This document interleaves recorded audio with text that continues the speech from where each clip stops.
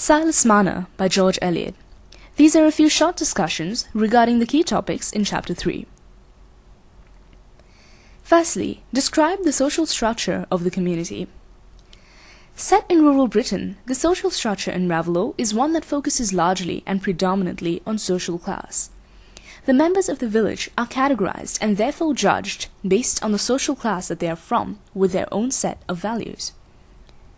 The quote, "aloof from the currents of industrial energy and Puritan earnest," signifies that the village is cut off from the rest of Britain and follows its own old-fashioned ways. Squire Cass is the closest thing the villagers have to a lord, that is to say, he is considered to be of the highest stature in this community. His family lives a prestigious and wealthy lifestyle, which is an extreme contrast to the humble life lived by Silas Marner, who is at the other lowest extreme of class divisions. George Eliot has juxtaposed and intersected the family of highest class in the village to Marner, the village outcast. This only further emphasizes the difference in class in the social structure and its importance.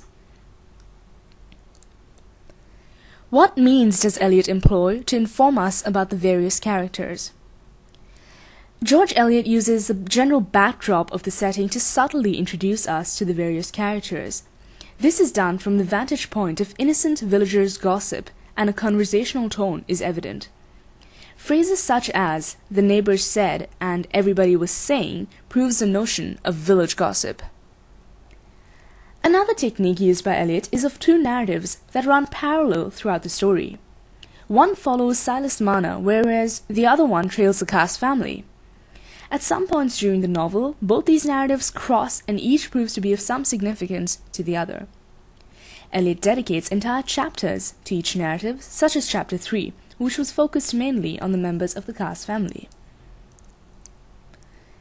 Describe each member of the Cass family. In particular, what weakness does Godfrey display? Squire Cass was, to quote exactly, "the greatest man in Raveloe, as he owned an estate and had a tenant or two, which was one up compared to the Osgood family. He was a man of high social standing, and people respected and looked up to him." His two sons, Dunstan and Godfrey, were expected to follow in his footsteps and uphold the family name. Dunstan, also known as Dunsey Cass, is described as a spiteful, jeering fellow. His gambling habits indicate the negative personality traits of a deceitful liar. His arrogance is evident throughout the conversation with his brother.